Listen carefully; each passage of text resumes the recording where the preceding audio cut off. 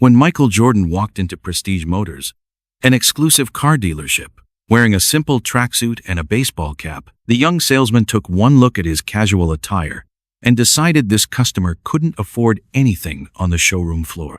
Little did the salesman know that he had just made the biggest mistake of his career, telling one of the world's wealthiest athletes that a $500 sports car was out of his price range. The glass doors of Prestige Motors slid open with a quiet hiss as Michael Jordan stepped into the showroom in downtown Chicago.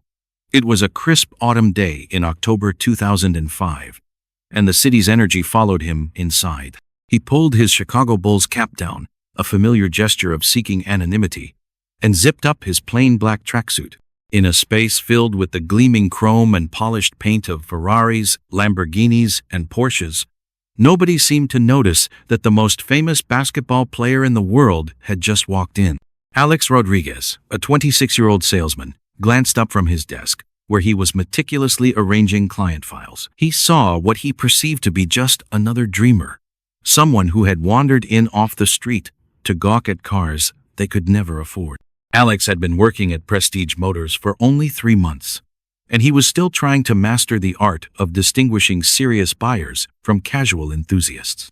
Michael strolled slowly between the rows of exotic cars, his hands tucked into his pockets. The air smelled of expensive leather and high-octane fuel.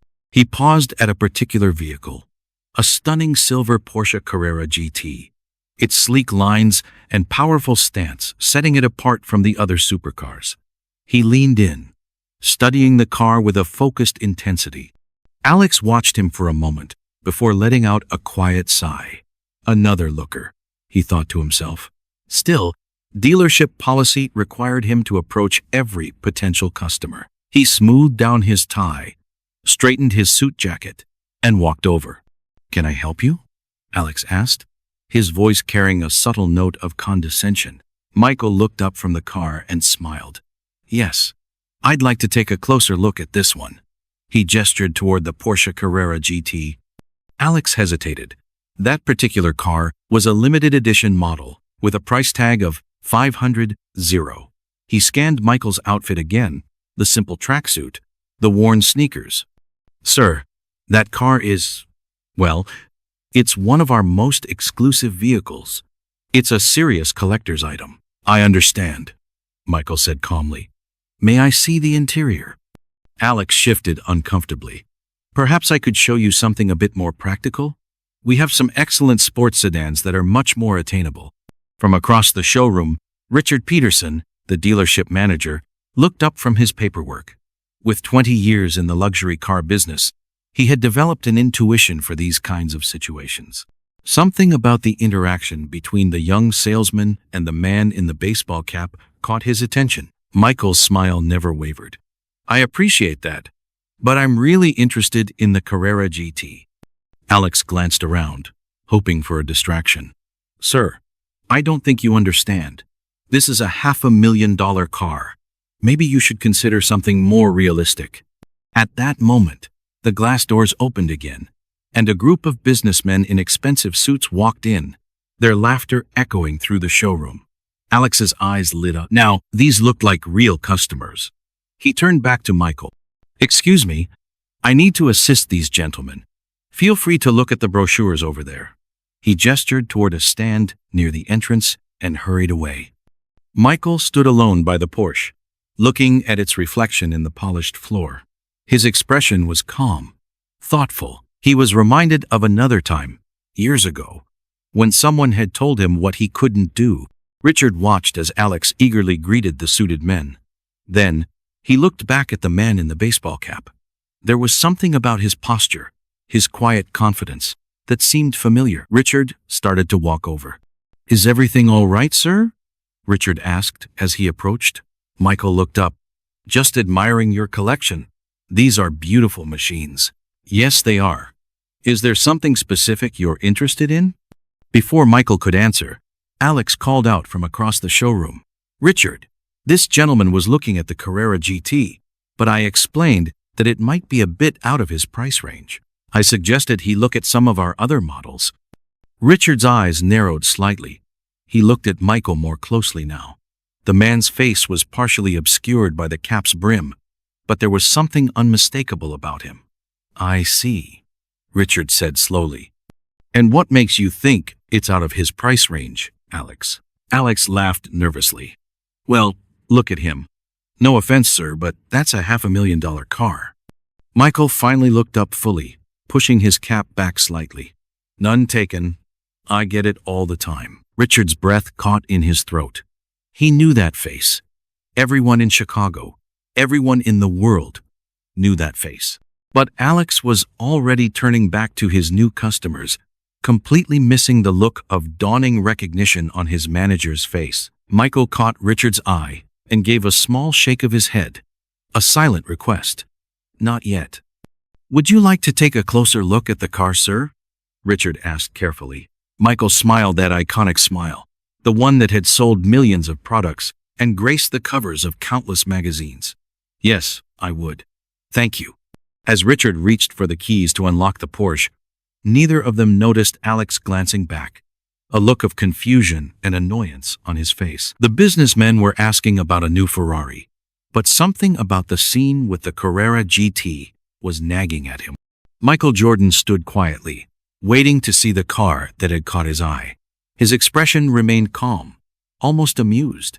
He had learned long ago that the best responses often came without words. The game was just beginning.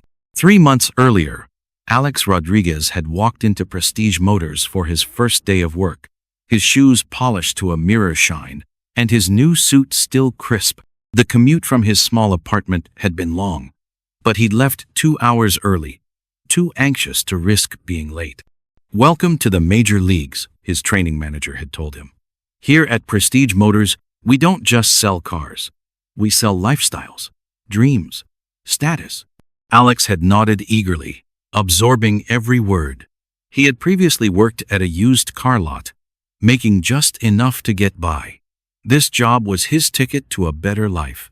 A base salary plus commission.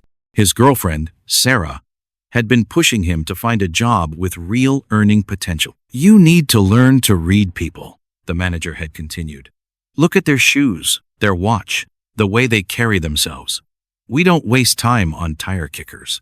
The first couple of months had been a struggle.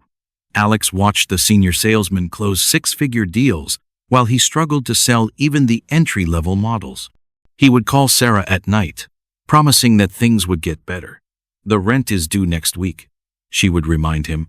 "That commission check had better be a big one." He started to obsessively categorize his customers.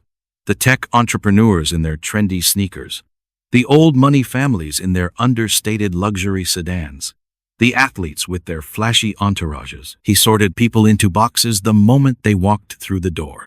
Now, watching Richard unlock the Carrera GT for the man in the tracksuit, Alex felt a familiar sense of frustration. Why was his manager wasting time with this guy when there were real customers, the 3 businessmen, right here, ready to spend? "Alex," one of the suited men called out, "we'd like to see the new Ferrari." "Of course, sir." Alex hurried back, keys jingling. These were his people. Obvious wealth. Clear intentions. As he opened the door of the gleaming red sports car, he launched into his practiced speech about its racing heritage. But he kept glancing over at Richard and the other customer. Richard had opened the door of the Porsche, and the man was now sitting in the driver's seat, his hands on the steering wheel. He seemed to be examining the car with a level of knowledge that surprised Alex. "What's the 0 to 60 time on this?" Alex heard the man ask. 3.5 seconds, Richard replied. "The V10 engine produces 605 horsepower." Alex frowned. Window shoppers didn't ask about performance specs like that. "The carbon fiber monocoque is impressive," the man said, running a hand over the dashboard.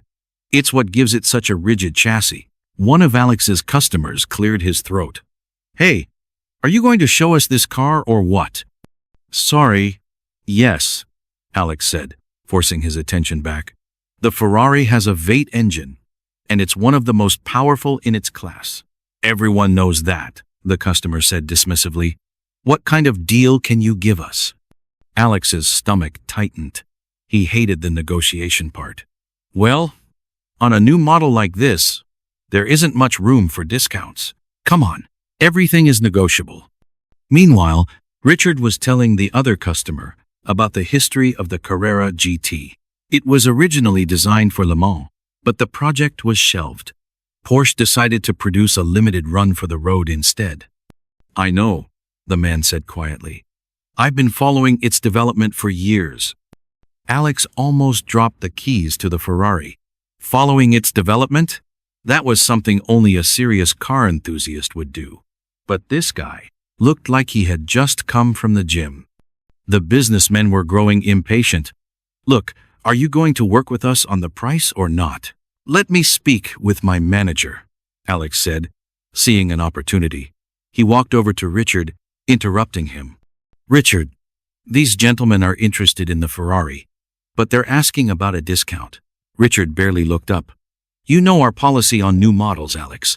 The price is firm, but they're ready to buy today. So is this gentleman? Richard said, nodding toward the man in the Porsche. Alex couldn't help himself. He laughed. Richard, come on. That's a $500,000 car. Look at him.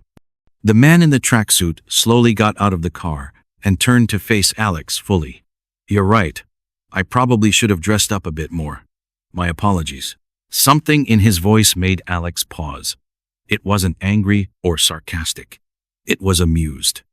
No apologies necessary, Mr. Jordan, Richard said. The name hit Alex like a physical blow. Jordan. He looked closer at the man's face, now fully visible beneath the cap's brim. The eyes, the smile, the unmistakable features. Oh God. Michael Jordan stood there, watching as Alex's face went from confusion to recognition to sheer horror. I didn't, Alex stammered. It's all right, Jordan said. Happens more often than you'd think. The businessmen had noticed the commotion. One of them stepped closer, squinting. Holy, is that Michael Jordan? The dealership seemed to freeze. Other customers turned to look. Staff members stopped what they were doing. Alex felt his world tilting on its axis. He had just told Michael Jordan, the Michael Jordan, that he couldn't afford a car. His commission, his job, his entire future flashed before his eyes. Jordan turned his attention back to the Porsche, as if nothing had happened. Now, about this car, he said calmly. I'd like to talk about purchasing it. Alex's mouth went dry. He looked at Richard, his eyes pleading, but his manager's expression was unreadable. Alex, Richard said quietly, why don't you finish helping these gentlemen with the Ferrari? I'll take care of Mr. Jordan. It wasn't a suggestion. It was an order. Alex nodded numbly and turned back to the businessmen, who were now more interested in getting a look at Jordan than buying a car. As Alex fumbled with the keys to the Ferrari, he heard Jordan say something to Richard that made his blood run cold. Actually, I'd like Alex to handle this sale, if that's all right with you. The game, it seemed, was far from over.